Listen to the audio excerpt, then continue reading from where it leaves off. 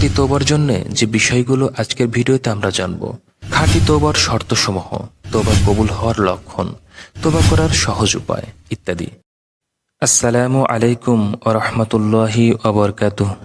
প্রিয় দর্শক শ্রোতা, আমাদের জীবনে এমন অনেক সময় আসে যখন আমরা নিজেদের গুনাহের কারণে উদ্বিগ্ন হয়ে পড়ি। আমাদের মনের মধ্যে মহা অশান্তি বিরাজ করে, কোনো কাজেই স্বস্তি মেলে না। মনে হয় পৃথিবীর মধ্যে সবচাইতে অসহায় ব্যক্তিটি হয়তো আমি।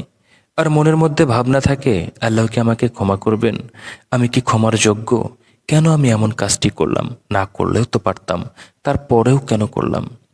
আমি বলছি, এমন কাজটি আপনি করেন নাই, আপনাকে দিয়ে করানো হয়েছে। অর্থাৎ ইবলিশ নামের শয়তান আপনাকে দিয়ে এই গুনাহের কাজটি করিয়েছেন।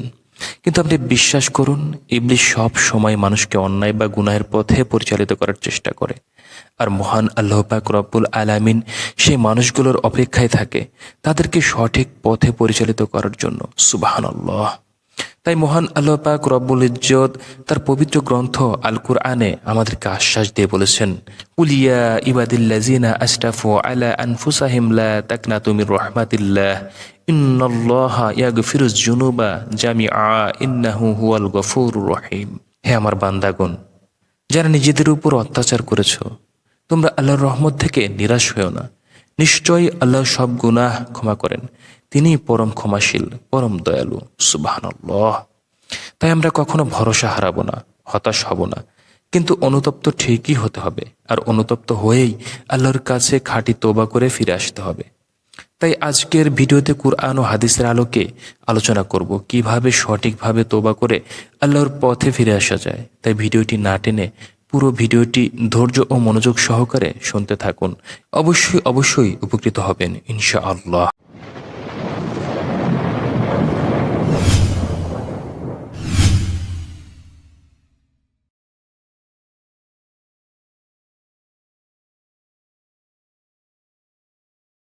খাঁটি তওবার জন্য যে বিষয়গুলো আজকের ভিডিওতে আমরা জানব।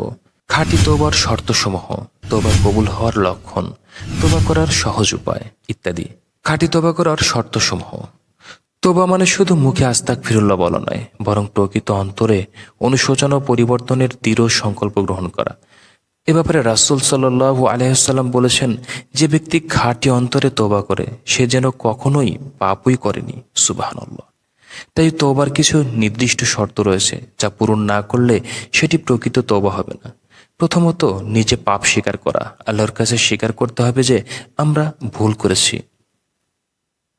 দ্বিতীয়ত, আন্তরিক অনুতপ্ত হওয়া, পাপের জন্য লজ্জিত হওয়া এবং ভবিষ্যতে তা না করার দৃঢ় সংকল্প করা।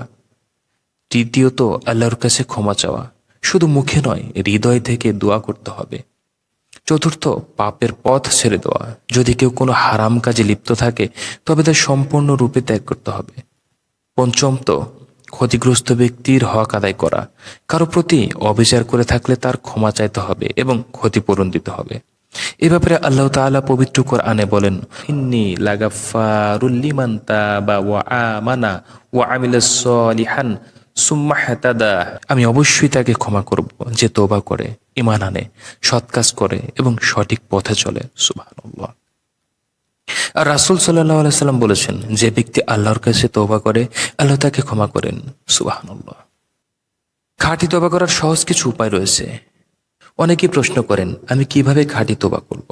রাসূলুল্লাহ সাল্লাল্লাহু আলাইহি ওয়াসাল্লাম আমাদের সহজ কিছু পদ্ধতি শিখিয়েছেন, যা আমাদের তওবা কবুল হওয়ার সম্ভাবনা অনেক গুণ বাড়িয়ে দেয়। প্রথমত, আস্তাগফিরুল্লাহ বলার অভ্যাস করুন। দ্বিতীয়ত, 2 রাকাত নফল সালাত আদায় করুন। অর্থাৎ যখন কোনো বিষয়ে পাপ করার পরে আল্লাহর কাছে তওবা করবেন, তখন তওবা করার আগে অবশ্যই 2 রাকাত নফল সালাত আদায় করে নেবেন ভালোভাবে। তৃতীয়ত, দোয়া ও কোরআন পাঠ করা।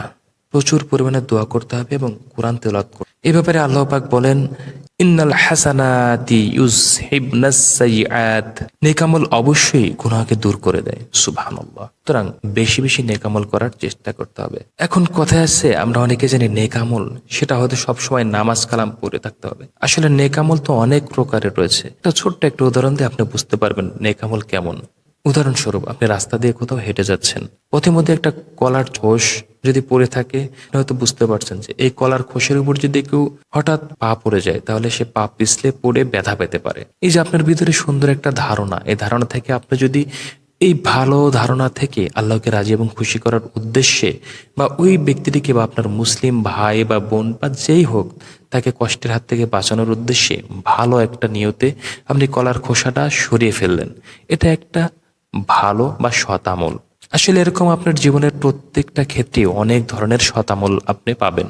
সবকিছু যদি আপনাকে একমাত্র আল্লাহকে রাজি এবং খুশির উদ্দেশ্যে এবং অন্যের কল্যাণের উদ্দেশ্যে যদি করেন তাহলে সেটাই সৎ আমল। অবশ্যই নামাজ, রোজা, হজ, জাকাত, আল্লাহর যে ফরজ আইন, সেগুলো তো অবশ্যই পালন করতে হবে। এ ব্যাপারে রাসূল সাল্লাল্লাহু আলাইহি সাল্লাম বলেছেন, যে ব্যক্তি আল্লাহর জন্য তওবা করে, জন্য আল্লাহর দয়া ও ক্ষমা প্রদান করেন। সুবহানাল্লাহ। এরপরে রয়েছে তওবা কবুল হওয়ার কিছু লক্ষণ রয়েছে। অনেকে ভাবেন আমরা তওবা কি কবুল হয়েছে, আমরা তওবা করি, আসলে আমাদের তওবা কতটুকু কবুল হয়েছে।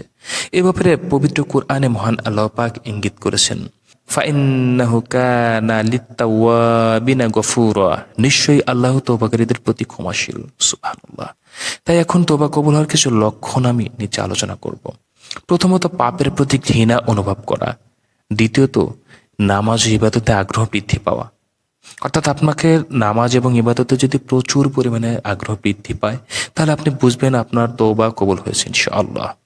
খারাপ বন্ধুদের সঙ্গ ত্যাগ করা। আপনি তওবা কবুল হওয়ার আরেকটি পূর্ব লক্ষণ হচ্ছে আপনি খারাপ বন্ধুদের সঙ্গ ত্যাগ করবেন।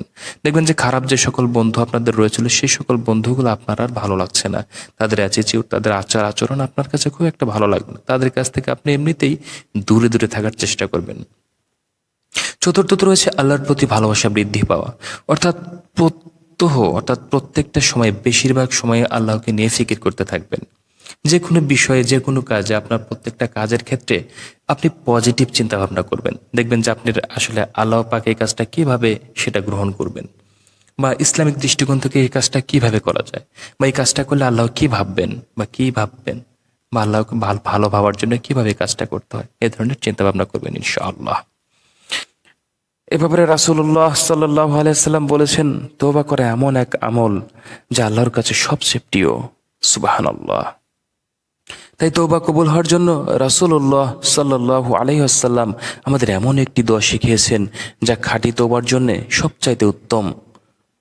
দোয়াটি হলো, আল্লাহুম্মা আনতা রাব্বি লা ইলাহা ইল্লা আনতা খলাকতানি ওয়া আনা আবদুক ওয়া আনা আ'লা আহাদিকা ওয়া ওয়া'দিকা মাস্তাতু আউযু বিকা মিন শাররি মা সানা'তু আবুউ লাকা বিনি'মাতিকা আলাইয়া ওয়া আবু বিজামবি ফাগফিরলি ফাইন্নাহু লা ইয়াগফিরুয যুনুবা ইল্লা আনতা। হে আল্লাহ, তুমি আমার রব, তুমি ছাড়া কোনো সত্য উপাস্য নেই। তুমি আমাকে সৃষ্টি করেছ, আমি তোমার দাস। আমার ভুলগুলোর জন্য ক্ষমা করো, কারণ তুমি ছাড়া কেউ গুনাহ ক্ষমা করতে পারে না। অত্যন্ত সুন্দর একটি দোয়া, অত্যন্ত পাওয়ারফুল একটি দোয়া। অবশ্যই আপনি চাইলে দোয়াটি কোনো ভালো একজন আলেমের কাছ থেকে অথবা আপনার মসজিদের যে ভালো আলেম রয়েছে তাদের কাছ থেকে শিখে নিতে পারেন বা শিখে আমল করতে থাকুন। ইনশাল্লাহ আপনি অনেক উপকৃত হবেন। প্রিয় দর্শক শ্রোতা, আজকের এই ভিডিওটি যদি আপনার ভালো লাগে থাকে তাহলে ভিডিওটিতে অবশ্যই একটি লাইক করুন, এবং আপনি যদি সদগায়ে জারিয়া হিসাবে ভিডিওটি শেয়ার করতে পারেন, আরো 2-4 জন দেখলে তাদের উপকার হবে, আপনি এর সওয়াব পাবেন ইনশাআল্লাহ।